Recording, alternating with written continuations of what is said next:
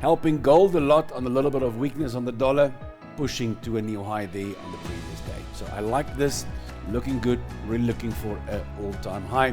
We have set our targets, I've done it on previous videos. We are long from down here.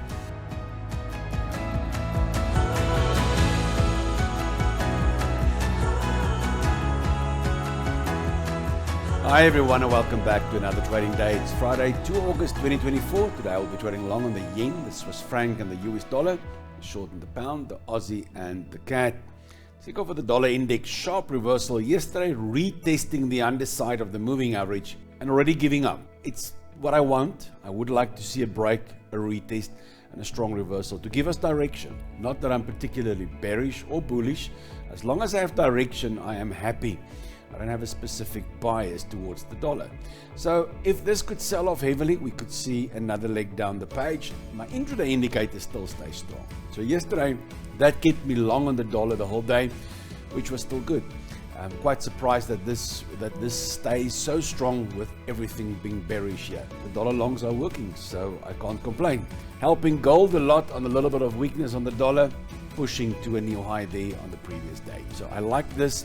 Looking good, really looking for an all-time high. We have set our targets. I've done it on previous videos. We are long from down here. We did take the trade here roughly around between 23.80, 23.90. That was the area to go long in. And we're up $70 on the price of gold. And I'm really pushing for those highs. You can lighten up on those highs and then push a little bit further to 25.20, 25.60. I've got even a target as far as 25.95 something. So my ultimate target for this long-term move is $3,000 up to $3,200. But in the meantime, we will see retracements. I will use those as buying opportunities. Bitcoin under pressure, still finding support at the 63 levels. As I said yesterday, it seems like 63 is the new 66. So that was a big level for me now. But the market starts to ignore the 66 levels now. I'll see what happens here. If it starts to bounce here now, it shows that the market is honoring this area here more than the 66 levels. And then I will delete the 66 and I'll use the 63. But I need a good strong bounce. We saw the long lower shadow. It went down as low as 62 yesterday, but bounced back last night. So should retest the halfway mark, which is 63,500. A bounce from there would be really good, keeping the hopes of bullishness alive. FTSE, we went long there and we trailed the stop loss or the sell-off yesterday in the stock markets. We trailed out at a 1-to-1 risk reward, so well done guys. Before we continue, thank you for today's sponsor again, Incasu. When your business needs a reporting platform to improve the quality and speed of making decisions, consider Insight BI, a seamless add-on for reporting and business intelligence. Insight BI is an all-in-one, cloud-based 24/7 reporting solution. For more info, check out the link in the description. Then a ton of currencies I can watch. Euro, yen, euro neutral, yen green zone. I want to be long yen. By shorting this will give me that opportunity, but I need a retracement back to the 50-61% level, right the structure there. New Zealand yen, also retracement back to 50%. New Zealand gaining a lot, so I'm a little bit cautious. But I want to be long yen here, so this will give me also an option being long yen if I short this currency pair. US yen, same scenario. But they are in the same green zone, so I never like them that much. But if that gives me opportunity to be long on yen, well, I'll short here. But I need a retracement back to structure, see how the market responds. And then on a good, decent candle reversal, I'll then short right at the structure here. Euro pound, not my favorite pair, but euro neutral. Pound dropping like a rock, and I want to be short pound now. I can get a pound short if I go long here. But I need a retracement. I'm not going to chase it up there. Retracement back to 50%, right the structure here.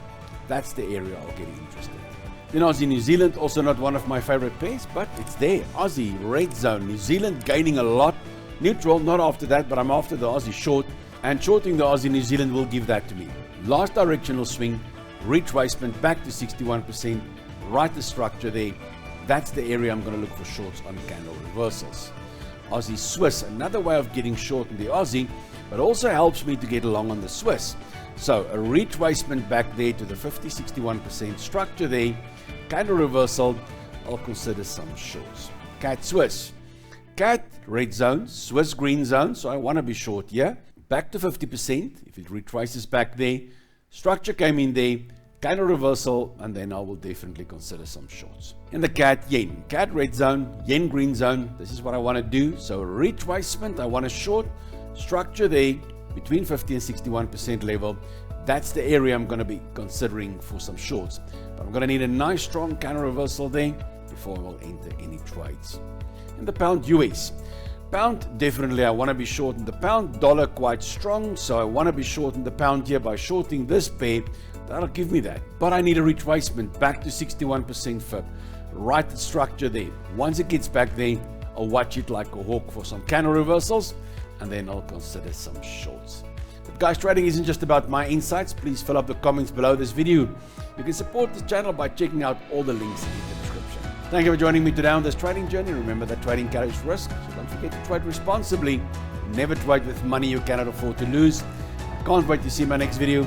Until then, trade well.